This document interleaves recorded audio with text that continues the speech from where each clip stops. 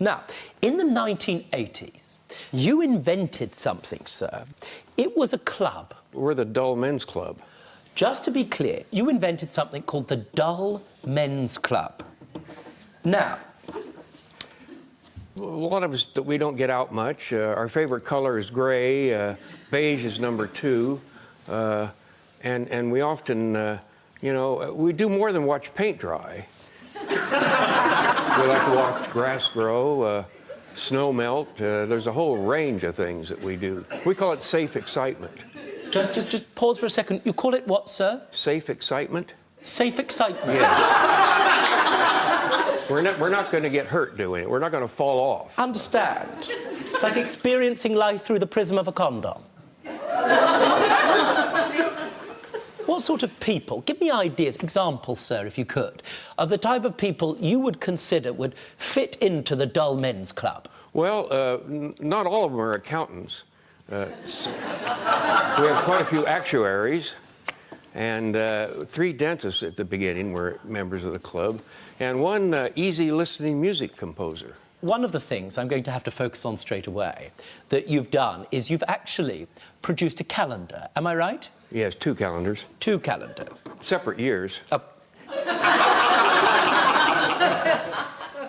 What were the years? Was it 2016, 2017? The calendar is for 2015. Do you know that there are calendars with men, mechanics and firemen and fishermen and that sort of thing? Right. Was the idea that you would create this calendar and perhaps sell it to people who would be titillated by it?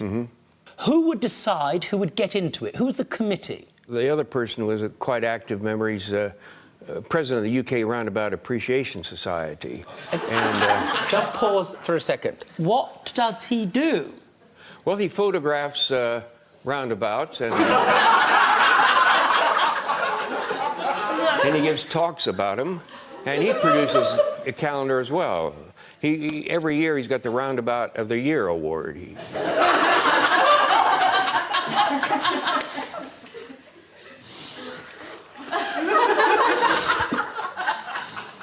I like stoplights, so.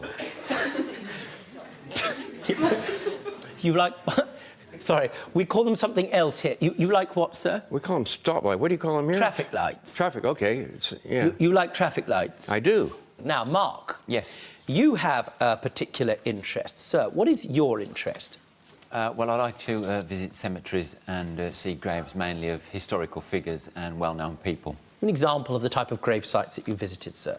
Many, like John F. Kennedy, President of the United States, Prime Ministers, actors, Charlie Chaplin. And you collect those photographs. Now, how did you enter into a discussion with Leland or someone else from the club about your participation in that calendar, sir? Well, I told him that I had a hobby of visiting tombstones and gravestones, and I sent him some copies of the actual tombstones that I've been photographed with. Whom? Leland or another person? Leland, it was. Right. And then from there, he took up an interest in that and said, we'd put you in the calendar, so it went from there, really. Thank you very much. Leland, did you tell Mark that you would put him in the calendar? I don't know if I assured him he would be in the... I don't know we assured anybody for sure they'd be in the calendar. Who sent a photographer to Mark?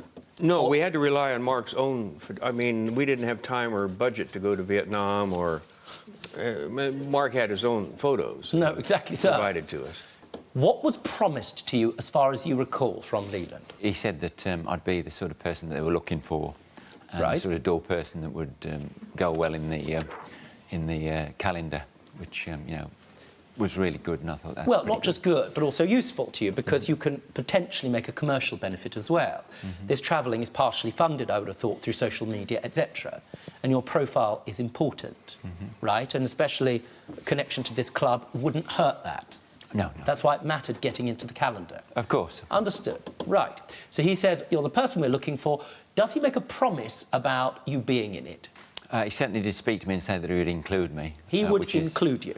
Which is... Is there anything in writing to that effect? I did have some emails, but obviously they're a long time ago. Understood. Can't find it now. Mark, you believe that you were given a clear promise that you would be included in that calendar, and in fact... I did, yes. Sorry? I did, yes. Yes? I felt that way, anyway. You certainly did feel that way. And as a result, your claim is that you put in 2 photographs And you had to travel in order to get those photographs, because the first ones, sir, as I understand it, that he sent in were of insufficient resolution. Is that right? Yes. In other words, they weren't sufficiently clear or of a quality for you to put in the calendar. Right. Sir, had he sent you those photographs in a good condition or a sufficient condition, would you have made him one of the months of the calendar? Yes. You Well, would he have- was one of the months of the calendar. Well, yes, but the issue is what month. We'll Right. get there in a second. Right, If you right. don't mind pausing, I will ask you about that in a second. Right. Thank you very much, sir. Now, out of pure curiosity, completely unrelated to this case, we have someone who's interested in roundabouts. Anybody else that's of note who has a especially dull interest? Well, yes. One was lives down in Dorset. She's a barbed wire collector.